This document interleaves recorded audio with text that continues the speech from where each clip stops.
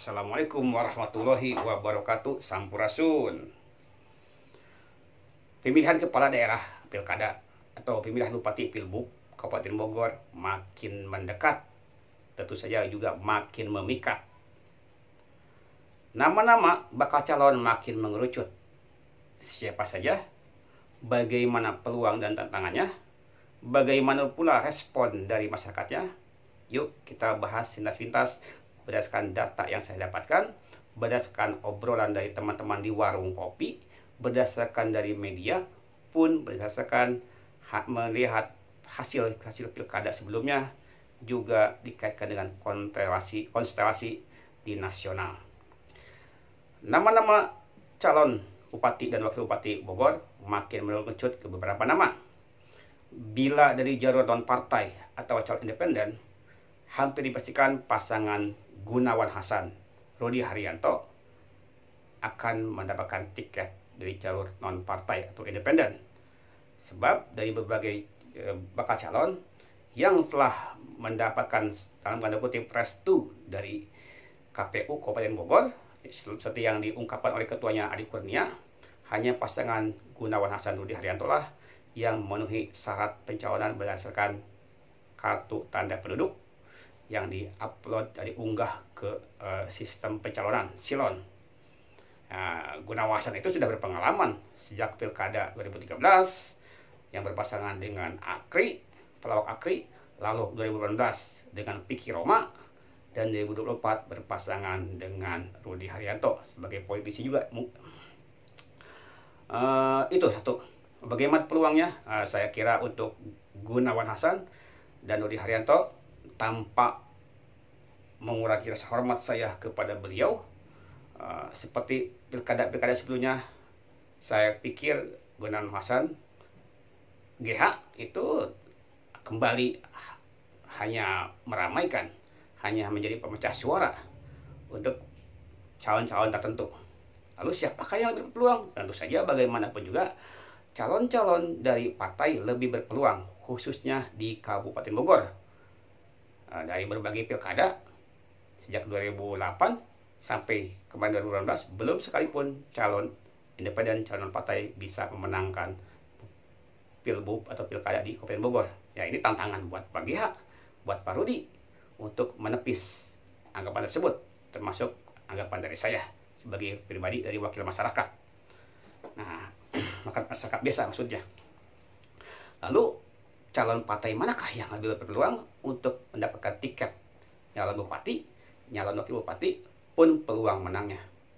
Tentu saja nama yang sudah beredar di masyarakat yang kemungkinan besar akan ikut kontestasi pilkada 5 tahunan itu, nama pertama adalah nama Ade Rohandi, yang berganti nama lewat pengadilan menjadi Jaro Ade Rohandi dan kurung Jaro Ade.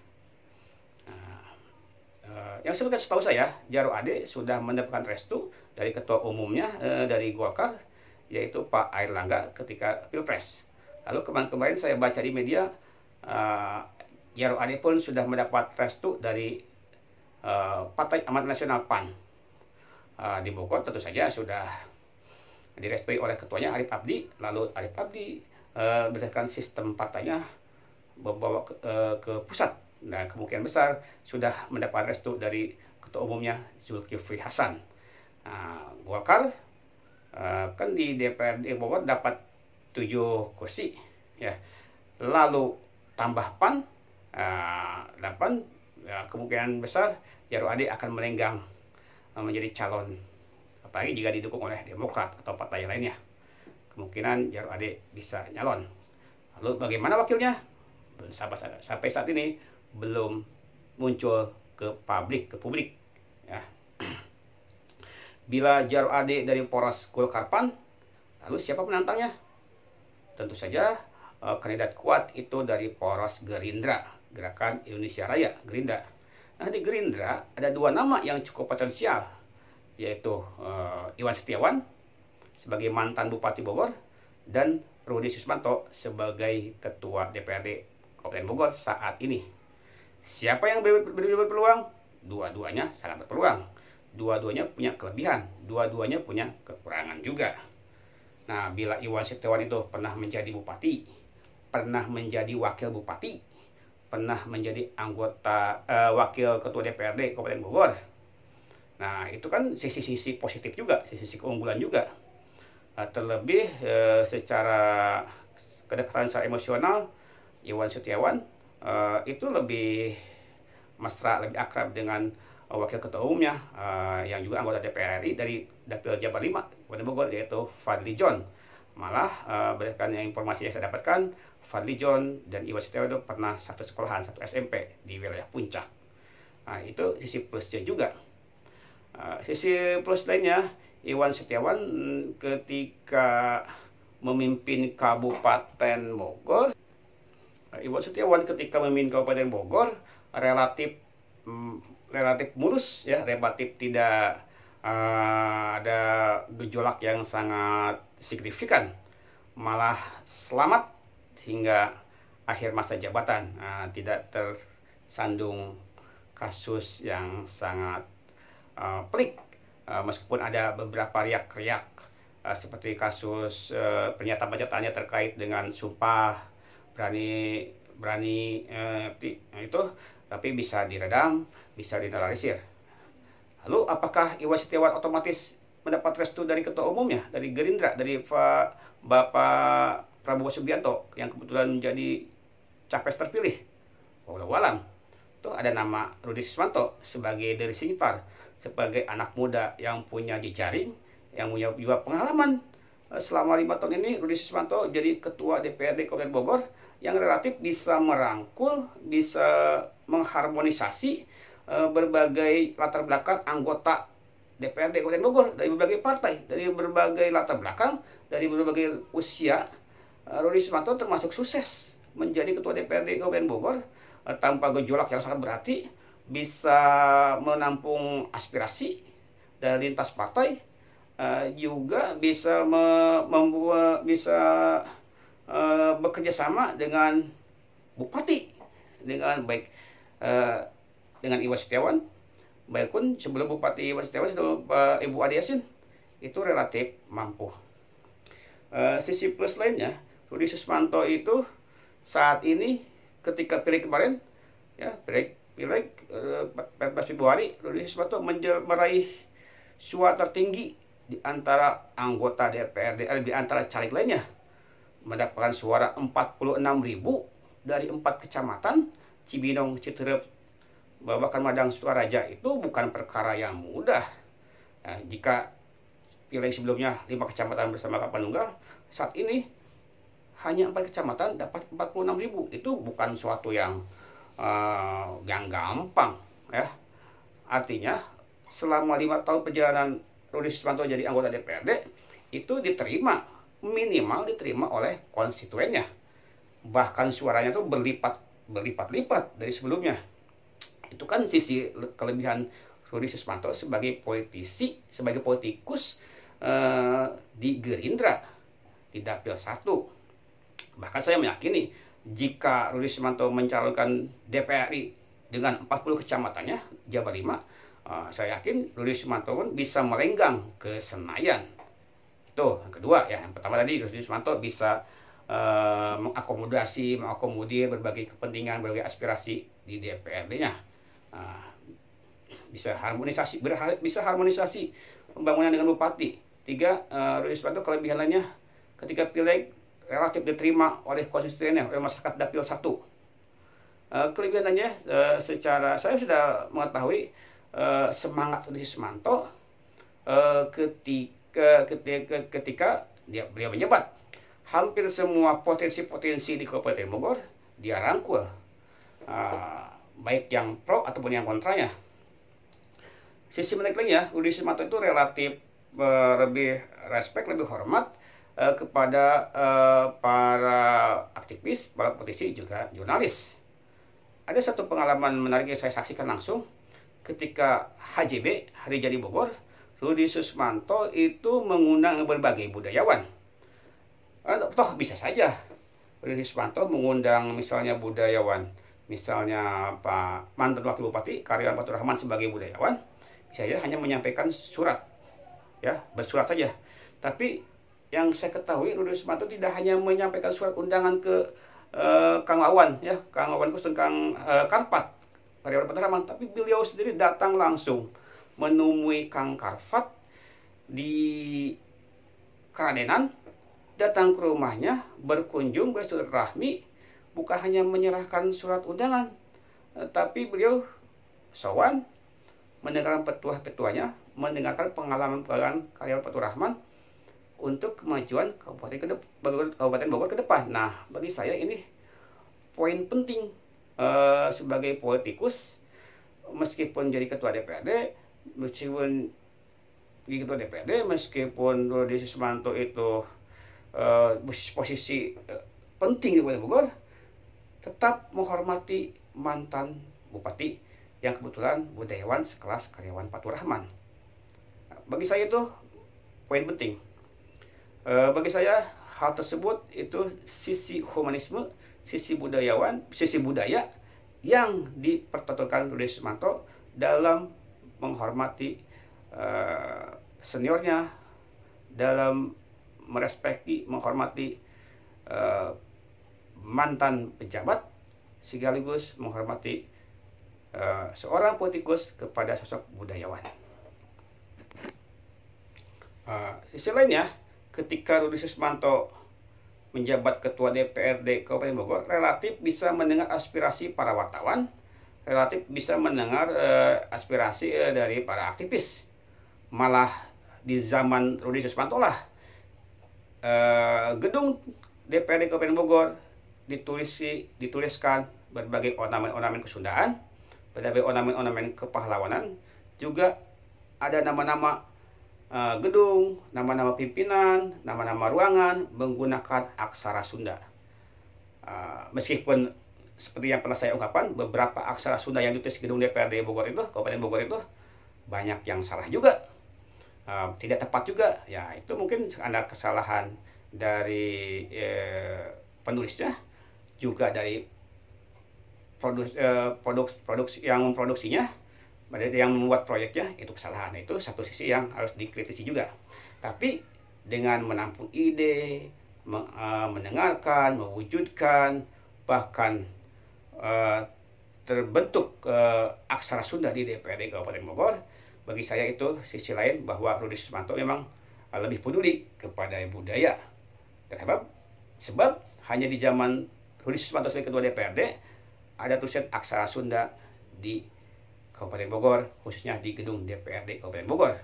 Kalau di tempat lainnya mungkin ada, tapi kan itu kan di DPRD Kabupaten Bogor mah sebagai political will, sebagai sisi kebijakan yang diinisiasi, diwujudkan pada zaman Rudi Sumanto. Bagi saya itu poin plus juga. Dengan demikian, head to head di Gerindra, jika melihat peluang, jika melihat tantangan, itu saya pribadi melihat peluang kemenangan untuk pilkada, khususnya mendapat rekom dari DPP Gerindra, itu lebih berpeluang Rudi Sumanto. Masih muda, berpengalaman di DPRD, merangkul berbagai pihak, termasuk jurnalis, aktivis, juga menghormati budayawan. Bagi saya, Rudi Sumanto lebih berpeluang mendapat rekom dari DPP Gerindra, malah sangat berpeluang memenangkan pilkada. Lantas, berpasangan dengan siapakah? Ini yang lebih menarik lagi.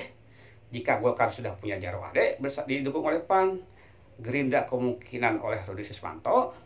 Nah, wakilnya, justru yang menarik itu wakilnya. Calon wakilnya itu saat ini yang beredar, yang saya kira diperebutkan, itu calon wakilnya.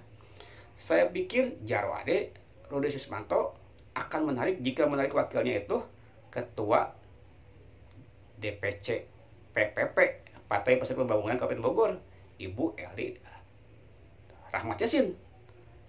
Ibu Eli Rahmat Yassin. Kenapa menarik? Ya, satu, PPP itu partai berpengalaman dan hat-trick menang kadernya di Pilgub Kabupaten Bogor. Ya, 2008, 2013, 2018, semua pilkada di Kabupaten Bogor dimenangkan oleh kader dari P3, dari PPP. Rahmat Yassin, Ade Yassin. Nah, 2024 udah sangat tidak mungkin Rahmat Yassin, Ade Yassin nyalon. Tapi keluarga yang berkaitan dengan Ade Yassin dengan Rahmat Yassin itu bukan Eri Rahmat Yassin. Hanya saja Eri Rahmat Yassin pada tahun ini pilkada 2024 lebih condong, lebih cocok di wakilnya. Apakah berpasangan dengan Jarwo Ade atau berpasangan Rudi Suswanto? Ya, wallahu alam.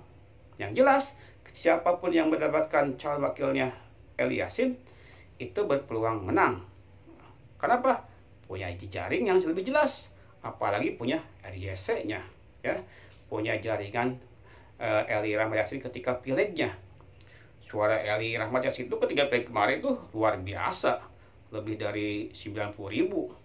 Hanya saja kan tahu sendiri, PPP P3 secara nasional tidak sampai ke ambang batas 4%. Maka sangat beralasan Eri Rahmat Yassin itu berpeluang untuk maju di pilkada. Toh DPR RI-nya juga gagal, tidak bisa masuk karena suara nasional juga udah kalah. Nggak usah lagi dibanding-bandingkan dengan suara Anton Demokrat, Anton Soerato, ya.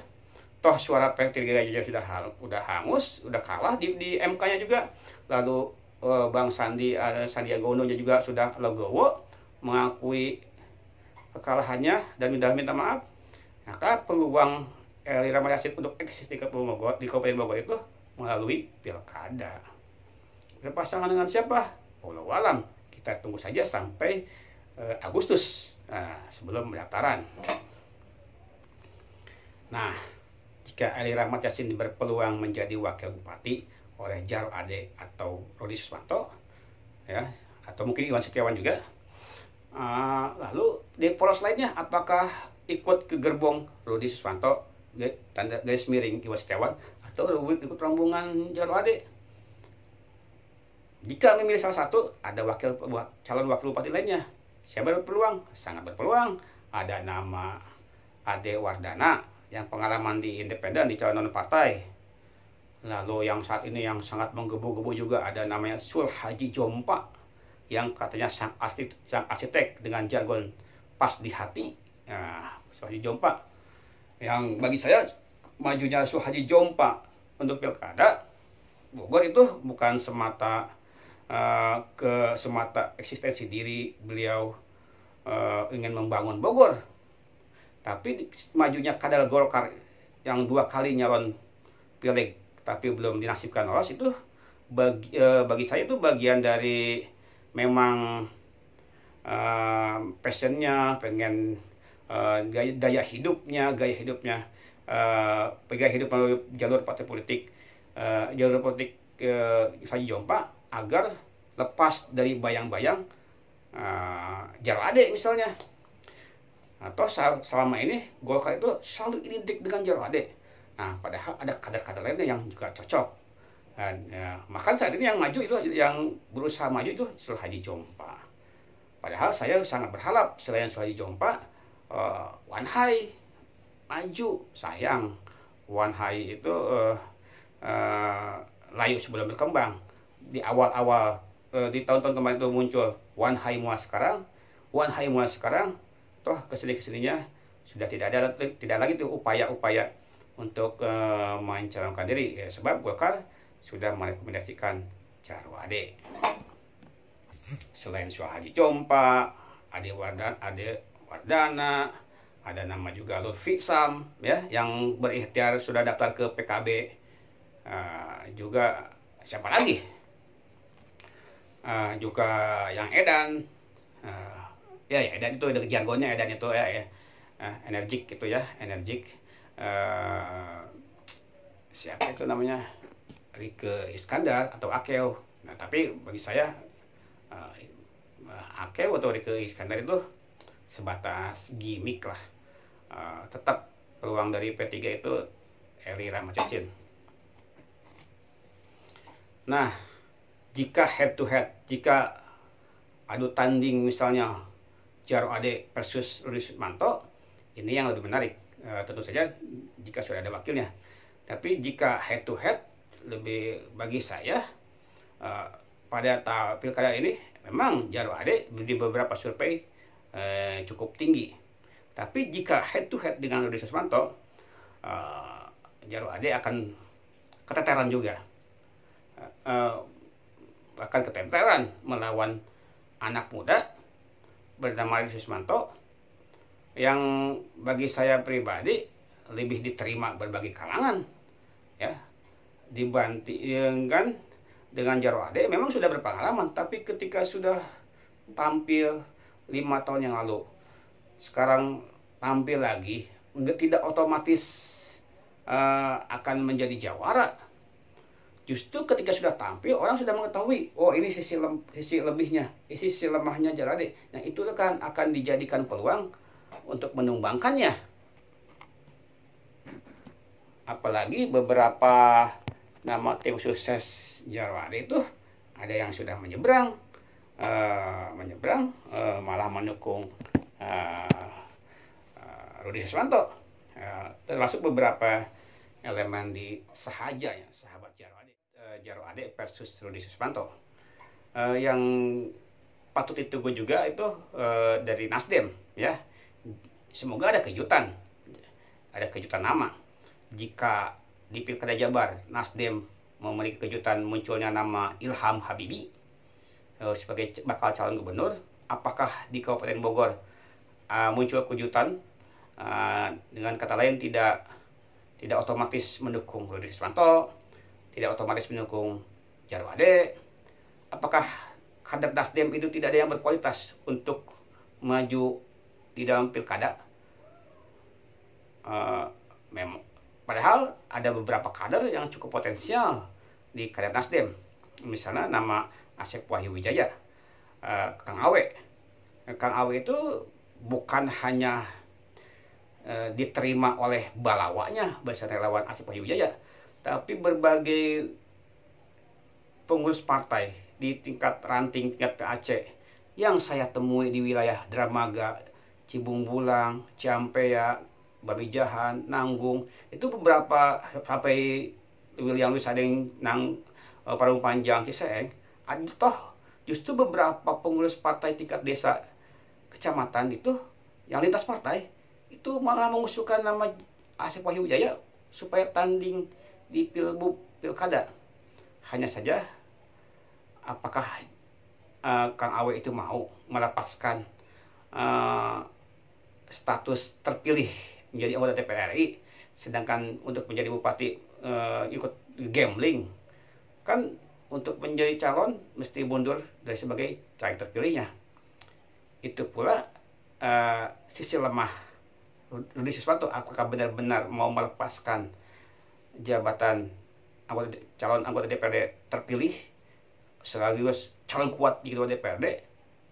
Sisi lemahnya juga. Nah, pun demikian di kader Nasdem, apakah Kang Awe mau melepaskannya di DPR RI? Jika ataupun dia ada kader lainnya, ada M. Rizky mau melepaskan jadi caleg terpilih di DPRD Jabar, wallahu alam. Kita tunggu saja bagaimana perkembangan pilkada atau pilbub Bogor. Masih sekitar 2 bulan lagi, Juli Agustus.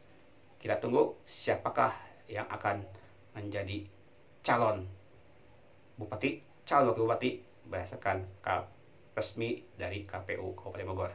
Oke, tunggu saja. Wassalamualaikum warahmatullahi wabarakatuh.